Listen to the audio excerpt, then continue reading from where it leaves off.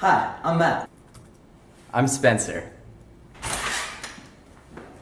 Hi, I'm Julia, and today we're learning about cinnamon. In 1640, the Dutch captured the island of Sri Lanka, south of India, from Portugal, ending its control over the island since 1505 when they discovered it. I say discovered in quotes because, like most other European discoveries, they didn't really discover it. The natives already inhabited the island. So the question is, why did these countries fight over a remote island in the Indian Ocean? Well, the answer is cinnamon.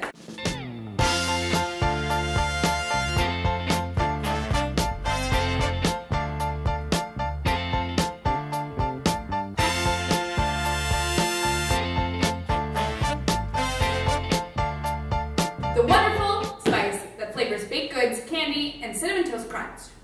In reality, the cinnamon that flavors a lot of American foods is actually called cassia, which has a more bitter and pungent taste than the Sri Lankan cinnamon.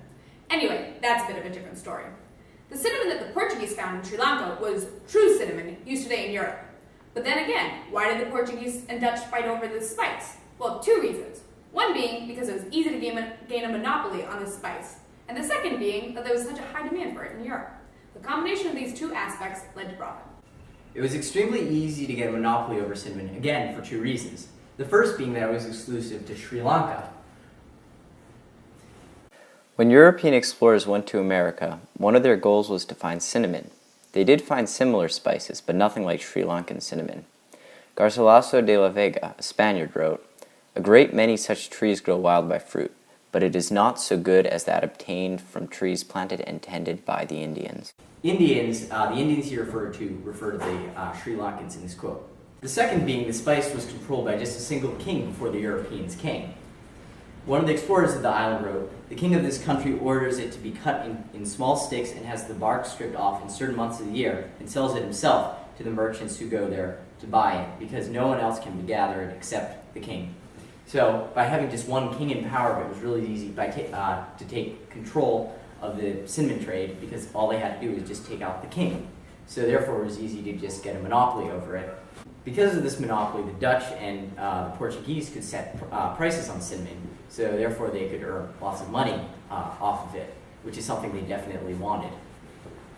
Additionally, cinnamon was quite useful. It had medicinal and spiritual properties, as well as it was used as a preservative. The Bible read, "Take the following fine spices, 500 shekels of liquid myrrh, half as much, that is 250 shekels, of fragrant cinnamon. It will be the sacred anointing oil."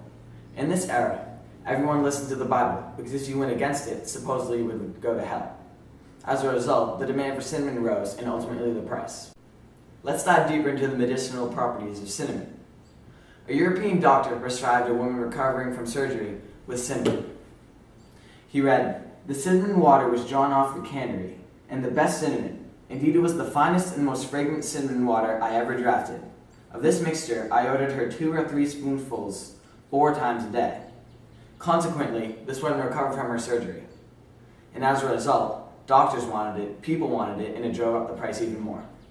In Europe, during this age of exploration, people consumed almost 1/3 of a pound of cinnamon a day. So if you've been paying attention and we've done a good job, you should know that cinnamon was easy to gain a monopoly over. This meant whichever country controlled the trade of this spice could set prices on it. Also, cinnamon was in high demand in Europe as it was useful, so high prices could be charged and people would still buy it. The combination of these aspects meant whichever country controlled this spice's trade could charge high prices without worrying about price competition or lack of sales, which led to profit and money. For this reason, Portugal and the Netherlands were willing to wage wars over this spice's trade.